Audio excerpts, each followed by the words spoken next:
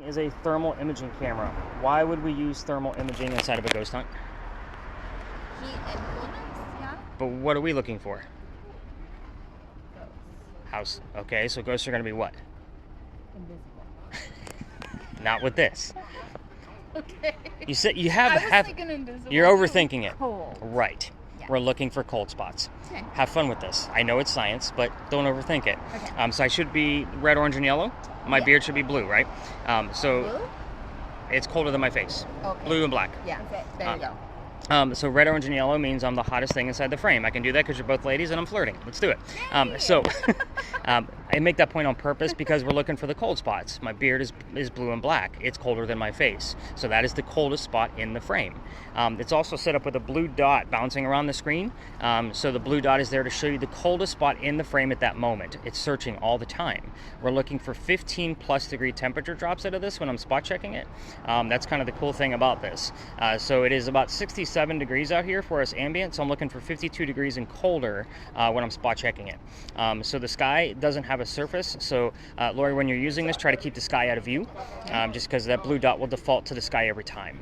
Okay. So we also don't point at people walking by and obviously cars. People get really funny when we're trying to film their cars. Sure. Just because if that car is warm and I have a crowbar, I got some time. They just parked. Yeah. So I kind of like to make that point. People get really, really weird about that. So with this, first and foremost, this is where I start with holding information. I will not be giving you questions here like what color was George Washington's white horse, like what we did with the Big Red Barn. Okay, so you'll get the answers from there. Hopefully, if you're asking questions, that answer, by the way, can go anywhere. It can go to Mom's audio, it can go to the audio on my shoulder here, or even near the word list. So we'll kind of see how it goes. It's different every single night. That's the beauty of the space. So where the heck are you? This used to be the Charles and Eliza Pinckney Mansion.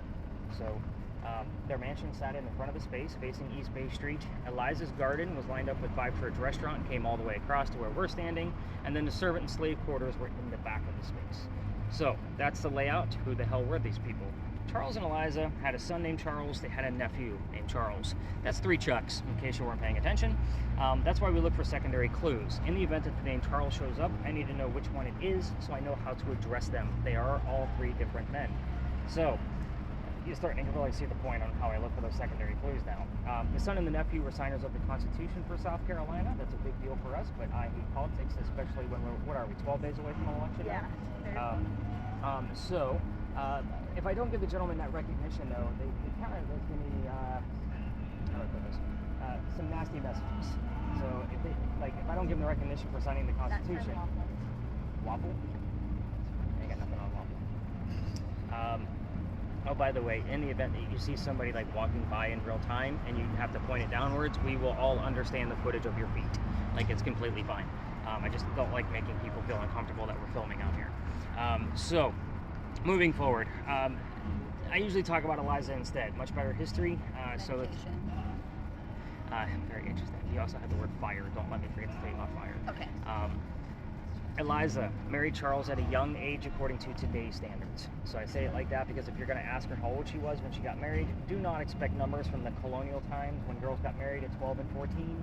Think of today's standards because the husband was over double her age when they married. It's kind of a creepy age gap then. It's a creepy age gap now. I'm just going to put it out there. I don't know what your guys' spouses look like.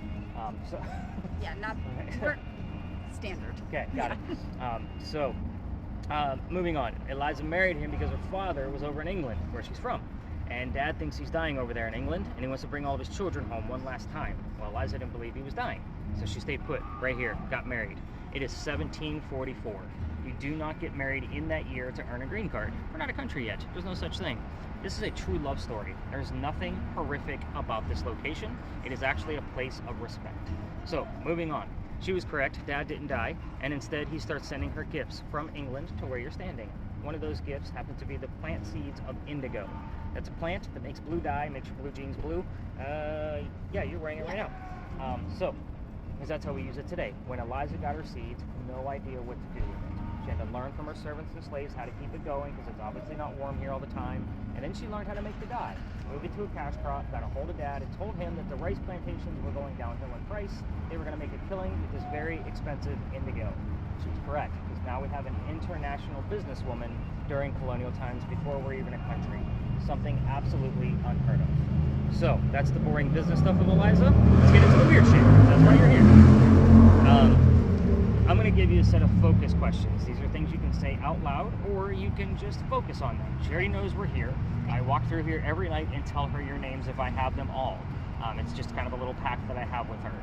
So we ask the same questions every night. If you go rogue and ask different questions, no yes, no questions. Be respectful here, please. And I don't think that's going to be an issue with you.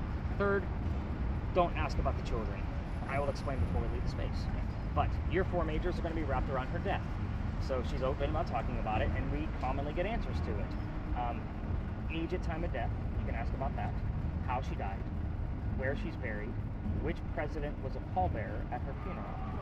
So Age she died. age, how, where, president. So that's the easiest way. You got the word fire already, and normally when I have all these multiple spirit boxes out here, because I normally try to put one in every party that shows up, I normally give the set of questions of, the mansion's not here. Ask what happened to it, and if we get the what, which we already have, it burned down, we will often get 2 or 3 numbers from the exact date of when that actually occurred. So very interesting piece. So you already have the word fire, so we already have that one nailed shut. This is me excited about that you had it so early, by the way. I'm not the TV show host that's going to start pounding on doors about demons. Yeah, I'm not that guy. So we're basically going to do a few like round robins around here, just a couple of little laps, and kind of see what we got going on. I'll monitor my devices, and I'll stay with Mom, just to make sure like she can see like the people around us too. Because again, if somebody's going to their car, I'll be the first one to say lower your camera. Just to make sure, because this is one of the weird spots where we're going to be in, where there's definitely parked cars because it's a parking lot. So I haven't looked at my devices just yet. Kind of see where we're at. Age, how, Where? President. You got it. You got the word wife. Remind me of her name. Eliza with a Z. Eliza. You got it. And I don't know who the hell Brian is. See, this is the fun part for me. Now, Puzzle. Well, I know what 90% of these puzzles look like. Yeah. So it's the other 10%. So if she's hearing weird shit and I get stuff like Brian, I don't know who that is. I got to research it to make sure it's not a new tie of something she Sure. wants me to talk about now. Sure. So I do it every night. That's what I do. 7 nights a week I'm out here. But this guy, we actually get some pretty decent readings out of this location. So we'll just kind of do some quick laps and let her work on her own for a few, because she can, obviously she's getting the gist of it, which is super great. Yeah, we'll just take a few small laps and kind of see what we can get out of this guy. We actually got over 100 in here last night. So we don't normally see that. It's not a regular common thing, but it's a really high reading.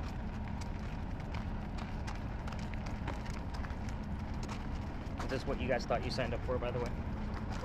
Yeah. Okay. Again, I'm Yeah. just asking because Yeah. some people show up and have no idea. Like they're like, I was dragged here by my hubby. No.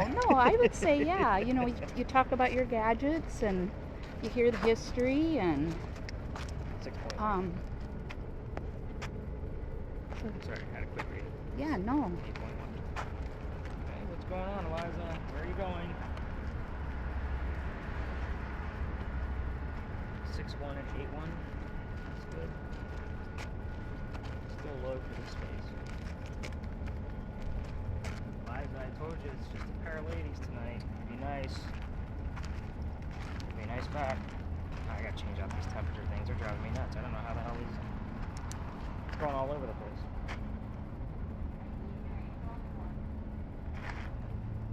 Loved one?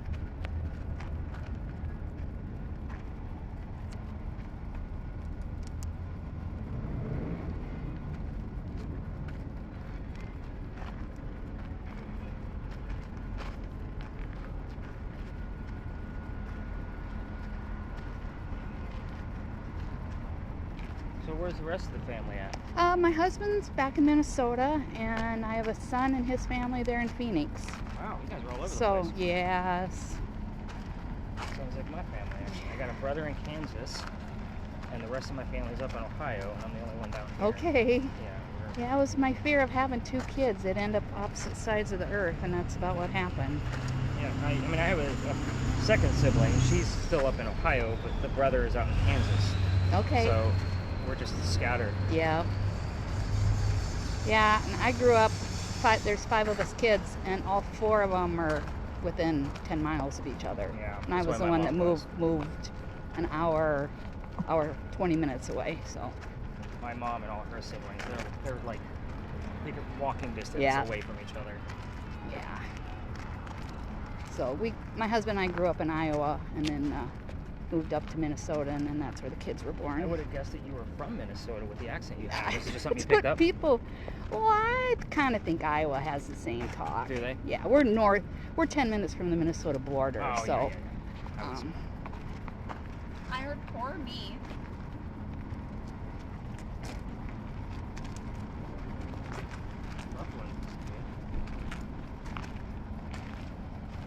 Alright, let's kind of stop for just a second. Vanessa. Vanessa, She can't hear us.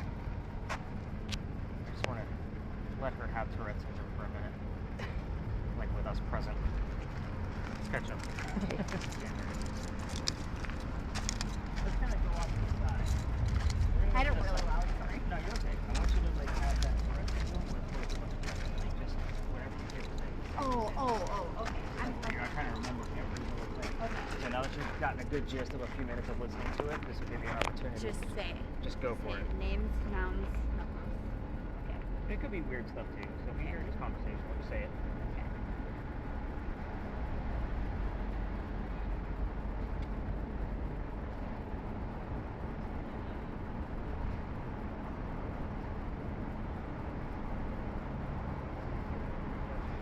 Keep digging. Put the word father up here. I suppose your dad's name was Brian, was it? No. Just curious. No. Not that I'm assuming he's gone. No. No Brian and. Move on. Are they trying to kick us Oh. out of here? Life goes on.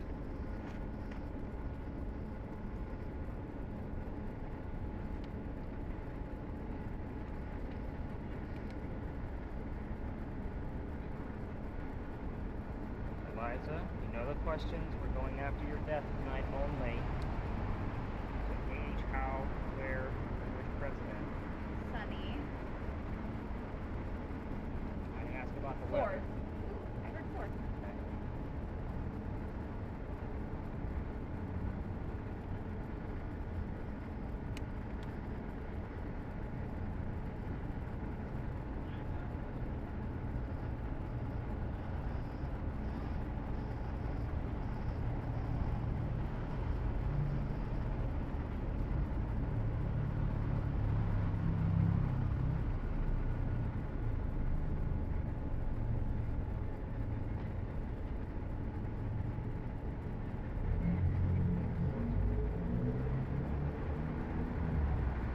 Nothing weird on the cam. Nothing moving around.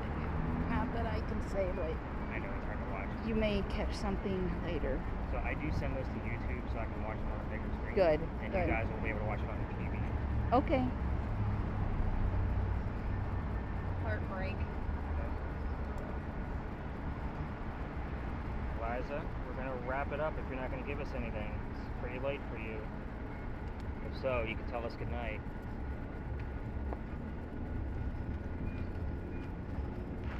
Still want father on this.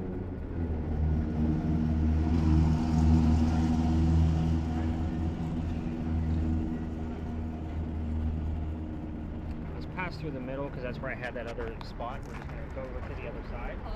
And then we'll wrap it up because you're not really getting a whole lot, and neither am I. So even Okay. on this level, it's not even matched up to what I normally see out of this spot. This is where I had the couple of readings that I had earlier, and now it's at zeros. Those don't stand still; they like to move around. So, Rory, I would say go ahead and hit stop on your camera and just make yourself comfortable with it. Did you get anything else out of it? That other tours are going to come through here. They'll either come out of the Ivy Wall or they'll be coming the same direction that we came in, but regular people just walking through the alley can go with the whole length. So if they're walking through, you're just going to point that camera back at us and, lower it to the ground or stop it, whatever you want to do.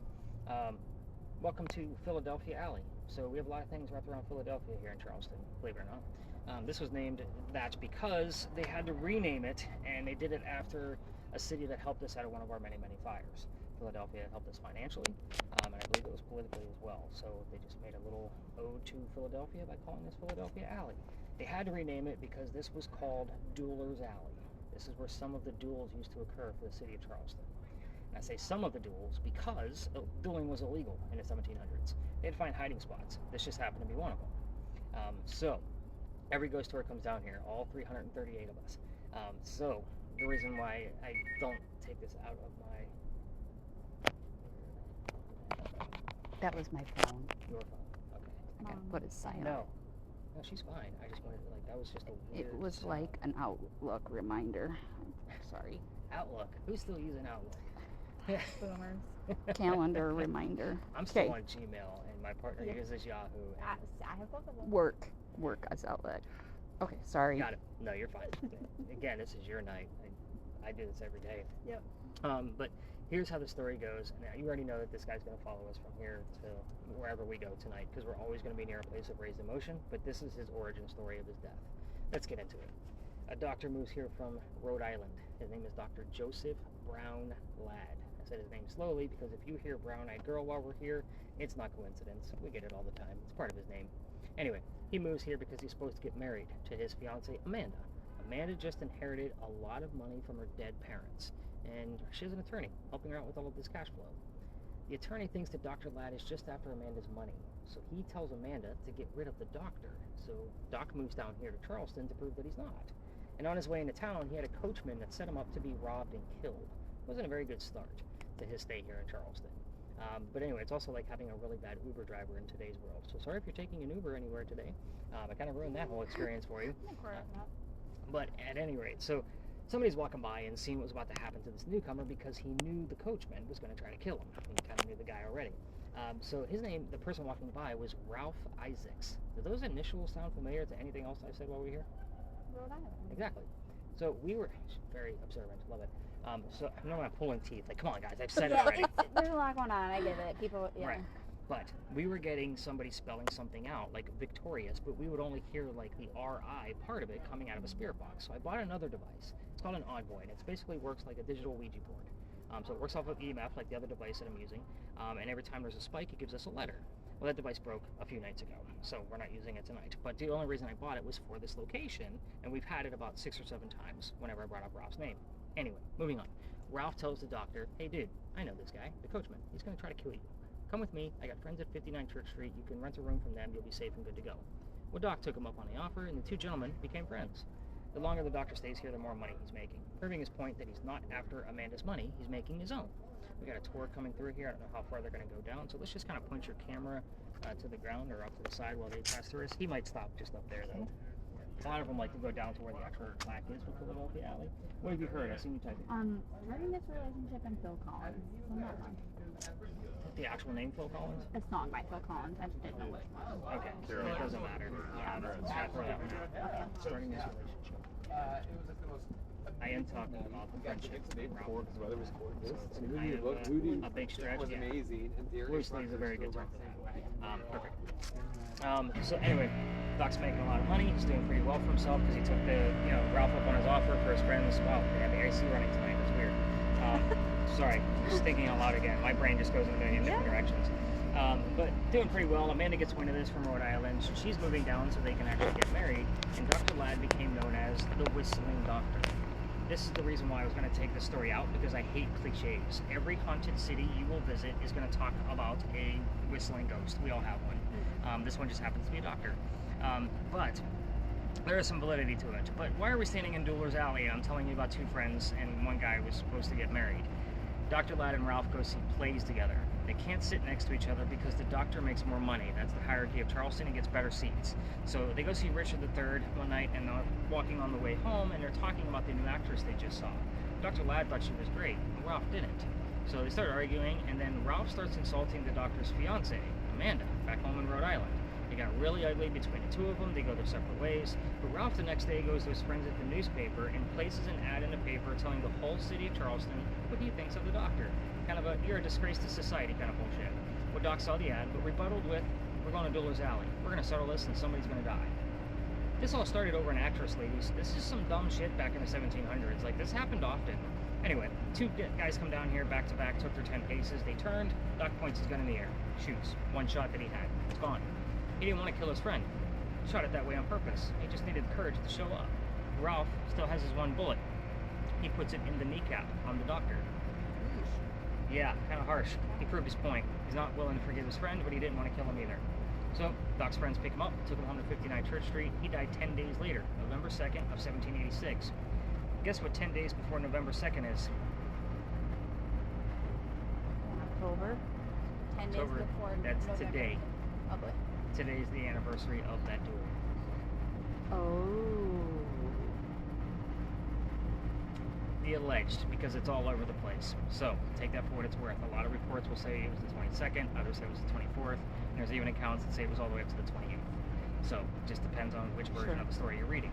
But I right in the middle, 24th, that's today. So, with that said, every ghost story is going to tell their guests to listen for the whistles. We have a camera plus my voice recorder. If we're going to get a disembodied whistle, it's going to show up on one of our two devices more than likely, right? However, Vanessa's device, I can't tell you how many times I've actually gone through their spot check, and I'm not looking for it, but I hear the whistling part of a song, and then the word doctor immediately after. Happens all the time. Doctor. So I'm the whistling doctor. I'm saying hello. He loves to communicate back. So that's the reason why I think he's following me around. These guys have been telling his story for like 40 to 50 years. I'm the first person that can hear what he's got to say, and if I get something, I can respond. So I think that's why he bops around with us. If you're going to try this on your own, because I know you guys are going to be here for a few days, and you're probably going to hear the same story from another tour. I'm sure somebody else is going to bring you down here, because everybody comes down here.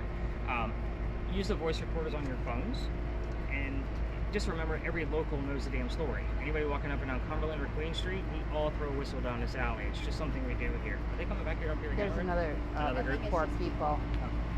Yeah, we're definitely going to lower that to the ground. We can probably just stop and just hold it on. That's fine. That way we're not making folks feel weird.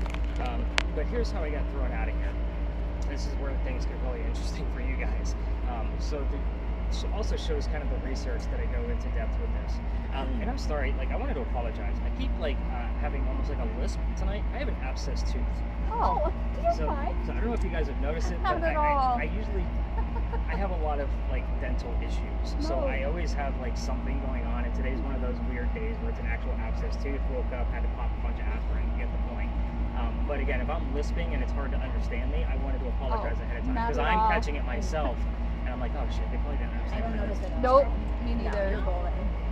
No worries. Anything else you've heard, Bobby? That's what they say. Start with